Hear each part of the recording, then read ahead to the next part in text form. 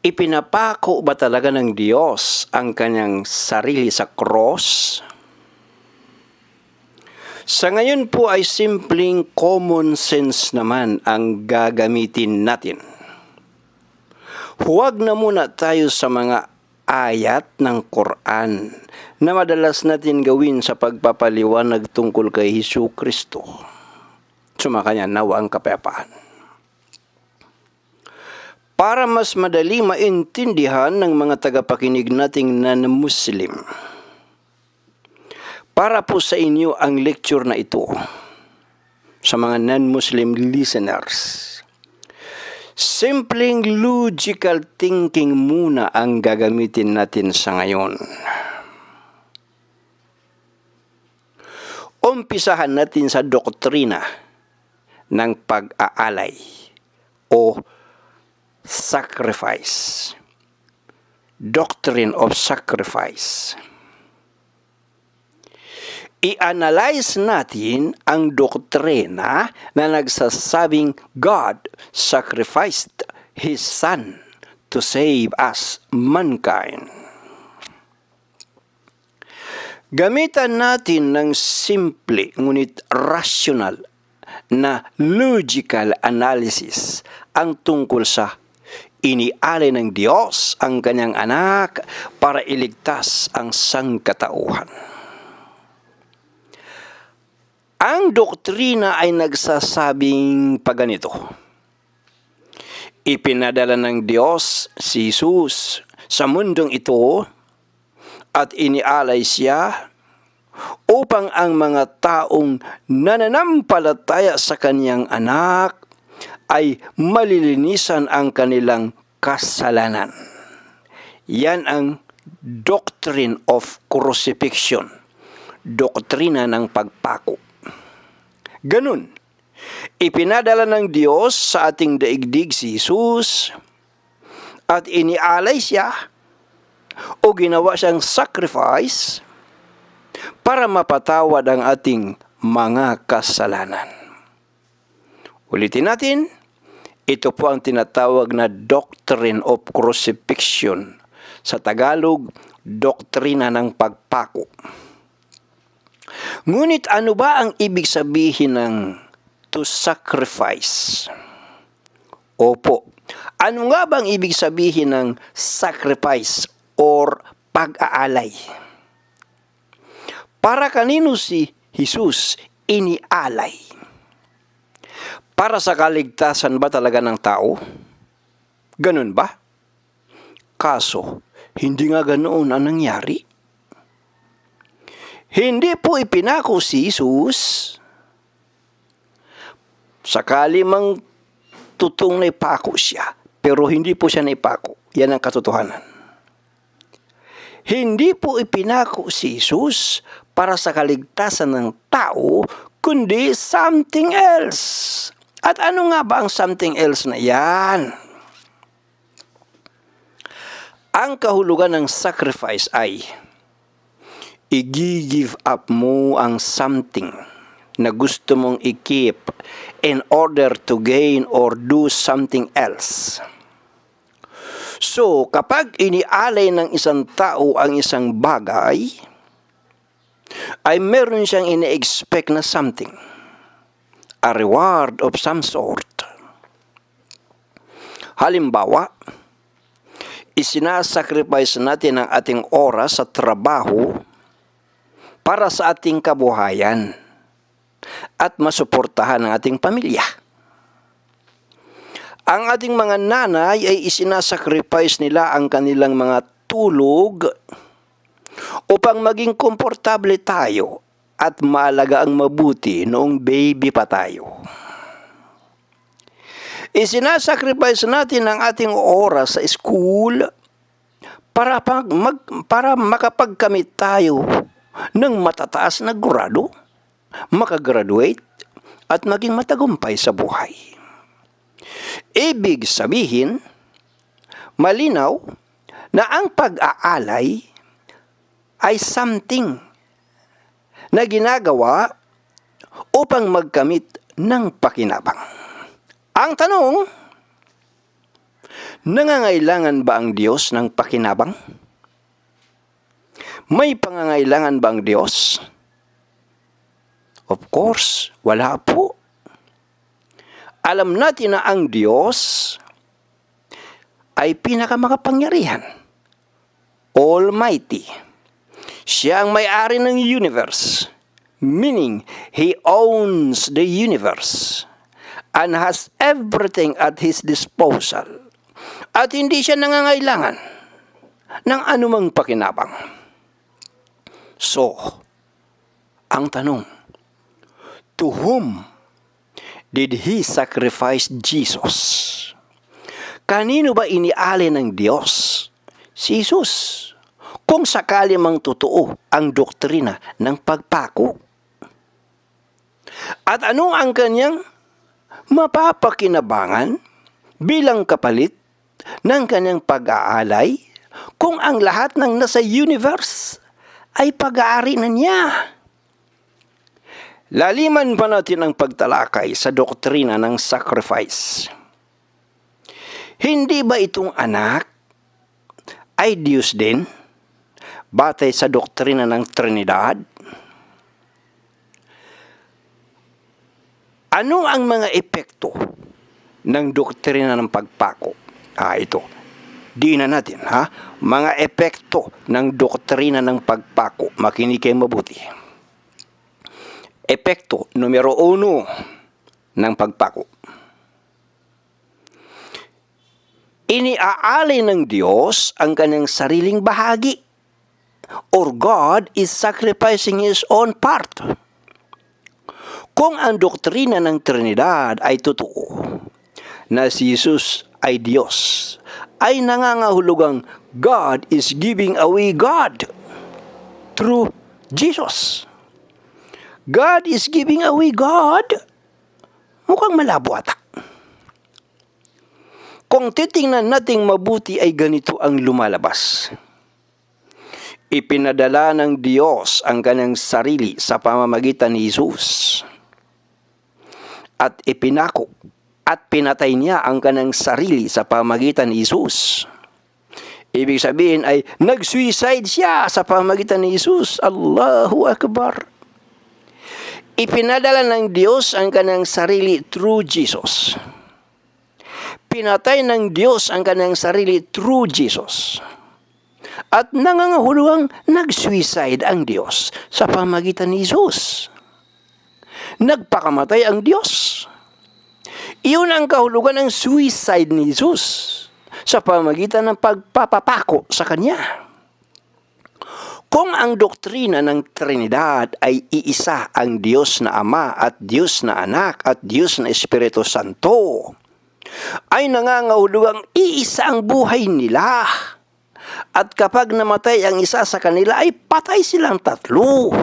Dahil nga sa iisa ang tatlo, 3-in-1 existence. Kung ang isang tao ay hindi masaya sa kalagayang nakapaligid sa kanya at siya ay puno ng kawalan ng pag-asa at masaklap na kapighatian, ay nagpapakamatay sila. Nakagaya ng mga nagaganap sa kanluranin at mga bansang Europa, kasama ang Japan, ayon sa suicide statistics. Pero ang pagpapakamatay ba ay may pakinabang sa kanilang sarili o sa iba?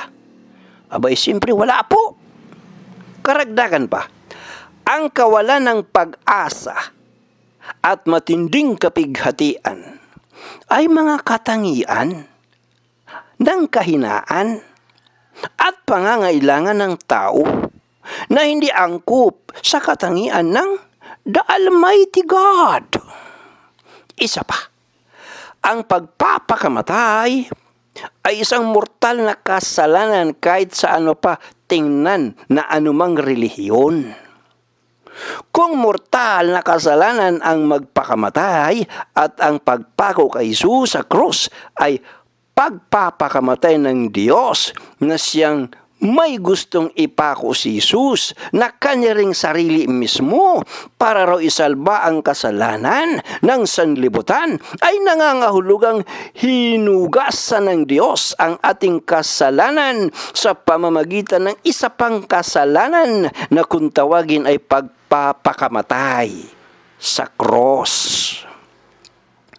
Nangangahulugang si Jesus na Diyos at anak ng Diyos ay nagkasala sa salang pagpapakamatay. So God was no longer holy. Bilang resulta nito ay lumalabas na hindi infallible at hindi ideal na candidate for sacrifice Jesus. Lalo pa po nating laliman ang pagtalakay sa puntong ito. Kung ang kabayaran ng kasalanan ng sanlibutan ay ang kamatayan ng Diyos at pinasan ni Jesus ang pabigat na iyan, ay bakit nagkakasala pa rin tayo ngayon? Bakit pa ba natin poproblemahin pa ang kasalanan at parusa sa kasalanan? Di ba nabayaran na ni Jesus at natubos na ang lahat ng ating mga kasalanan sa pamamagitan ng pagpako at pagpatay sa Kanya sa cross? Bakit pa nga ba natin pinuproblema ang kasalanan? Mayroon naman palang tagasalo ng lahat ng kasalanan. Magpakasasa na lamang tayo sa kasalanan. Total, mayroon namang tagatubos, di ba? Dagdag pa na ating i-analyze ang doktrina ng sacrifice na kung saan ay nagkatawang tao raw ang Diyos sa pamamagitan ni Jesus upang siya raw ay mamatay at mabayaran ang ating mga kasalanan. Di ba ang isang Almighty God is eternal at hindi namamatay? Hindi po namamatay ang totoong Diyos sa kahit isang segundo lang. Dahil sa mawawasak ang buong universe kung mamamatay ang lumikha at bumubuhay ng universe. Epekto numero 2 ng pagpatay sa Diyos. Lumalabas na ang Diyos ay masunurin sa Kanyang mga nilalang. At dahil siya ang lumikha kay kamatayan, sa oras ng kamatayan ng Diyos, ay naging under ang Diyos sa kapangyarihan ng Kanyang nilikha na si kamatayan. Ang kamatayan na nilikha ng Diyos ay magiging under sa Kanya ang Diyos. Trabaho ni kamatayan ang bumawi ng kaluluwa at pumatay. Ito ang Kanyang likas na trabaho na iniatang sa Kanya ng Diyos. Tapos, magagawa niyang bawian ng buhay ang lumikha mismo sa lahat ng buhay. Ibig sabihin ay mas makapangyarihan pa si kamatayan kaysa sa Diyos ni kamatayan. Allahu Akbar, Subhanallah. Ang tunay na Almighty God ay hindi kailangang maging masunurin sa kanino man, kasama na si kamatayan. O baka naman, ang Diyos ay masunurin sa Kanyang sarili. Kanino siya sumusunod? Kung si Jesus ay Diyos, at siya at ang Ama ay iisa, nangangahulugang siya ay sumusunod sa Kanyang Ama, na siya rin mismo ang Kanyang Ama, na siyang Kanyang sarili, at sarili niya ang Kanyang Diyos, na Kanyang sinusunod. Subalit, masunurin nga ba talaga si Jesus? Kung gayon ay bakit siya nanalangin at sinabi niyang, "Let this cup pass," Mateo 26:39. Kung si Jesus ay masunurin ay bakit siya nagreklamo sa pagsasabi niyang, Diyos ko, bakit mo ako pinabayaan? Mateo 27:47.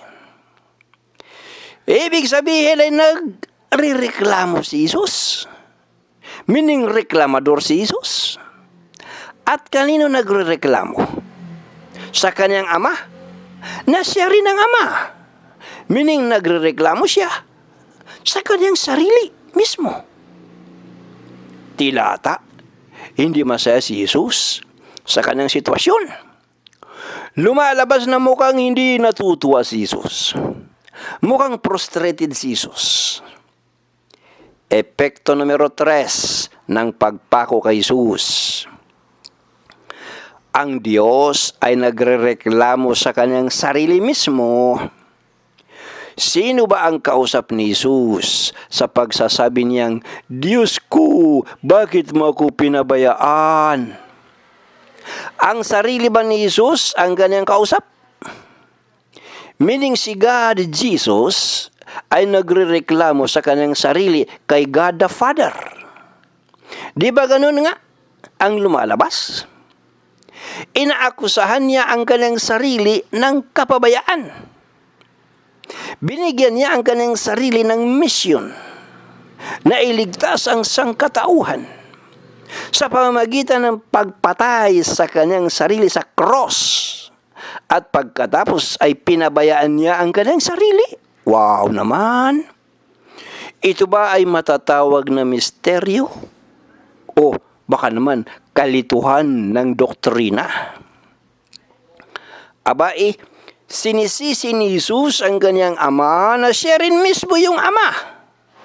Ay nangangahulugang sarili pala niya ang kanyang sinisisi.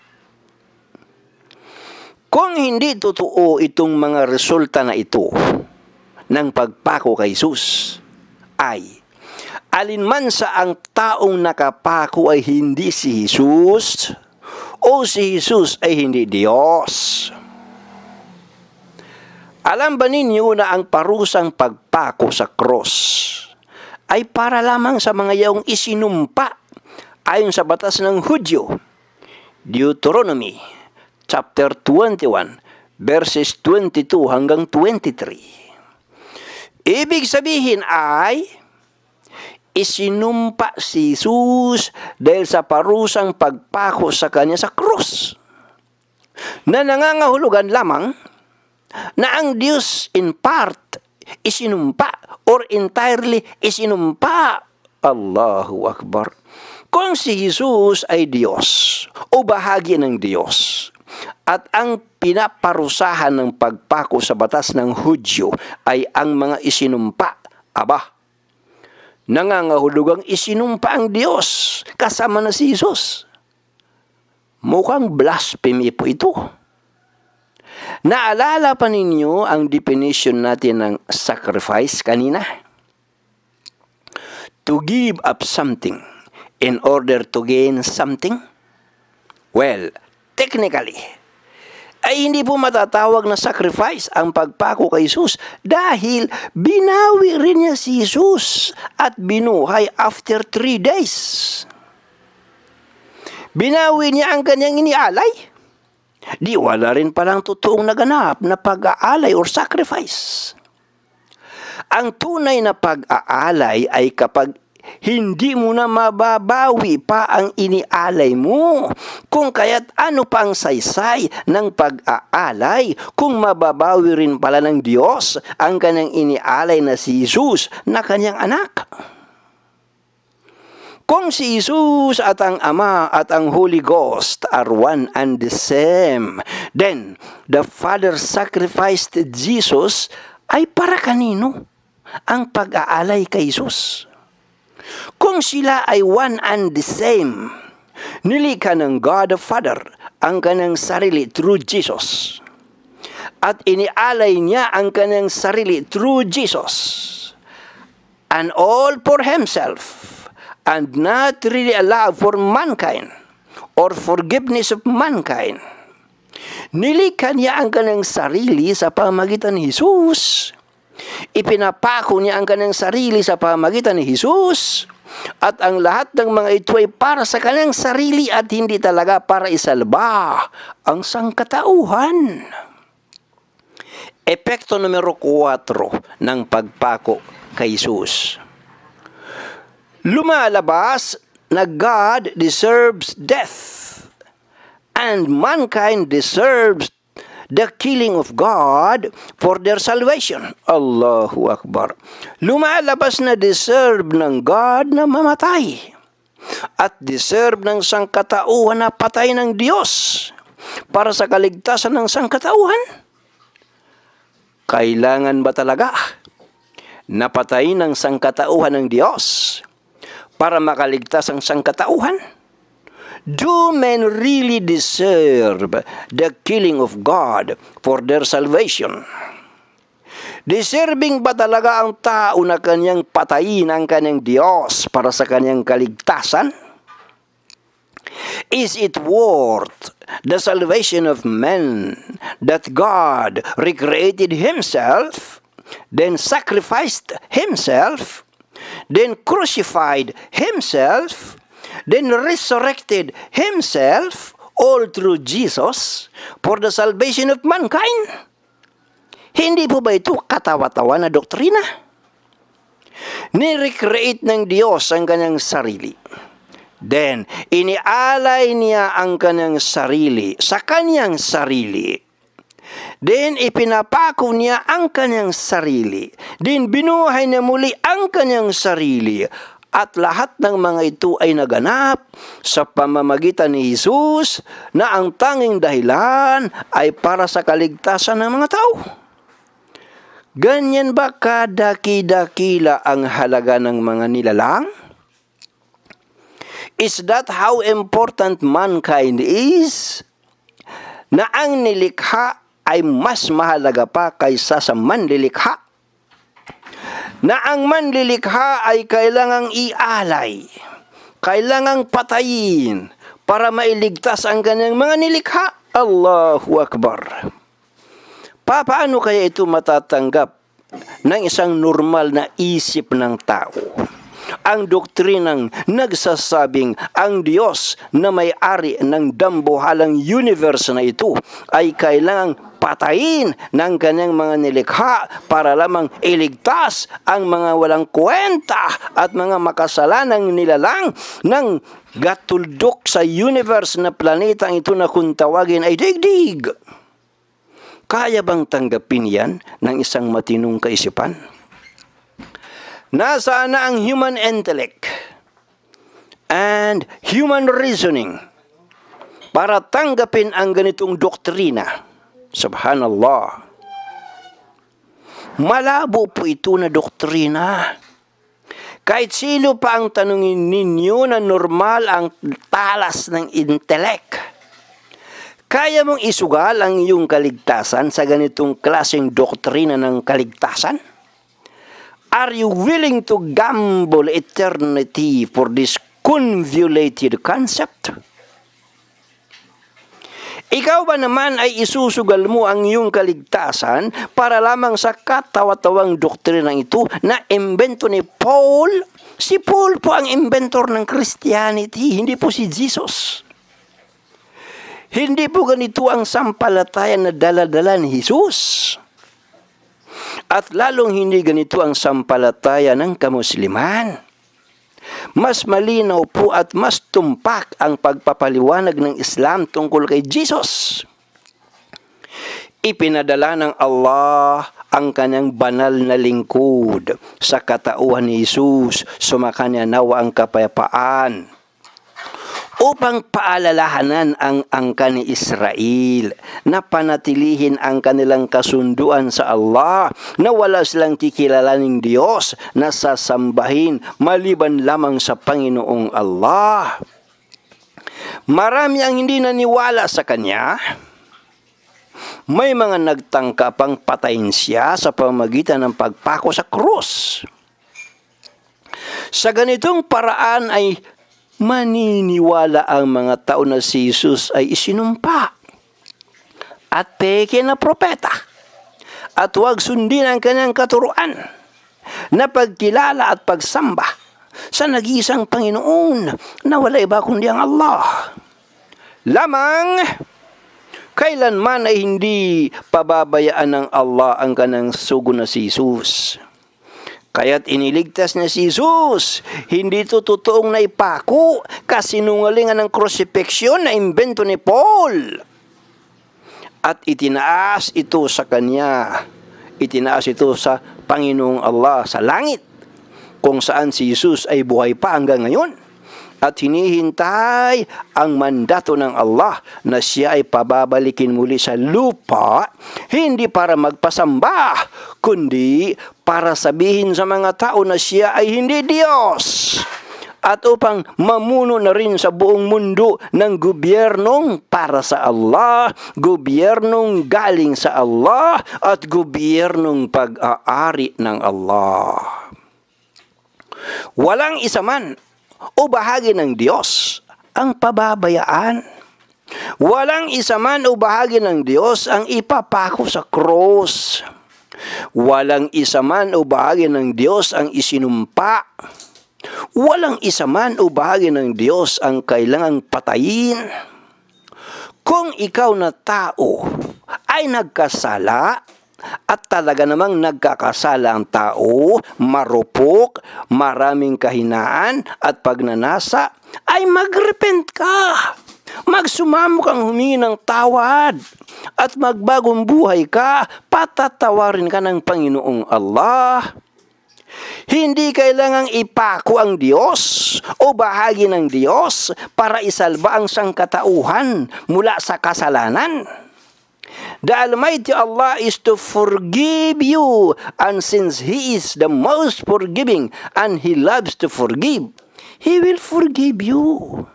Basta tutuhanan na magrepent ka, tutuhanan magbagong buhay ka. Ganyan po kasimple ang katuruan ng Islam. It is that simple. This is Islam.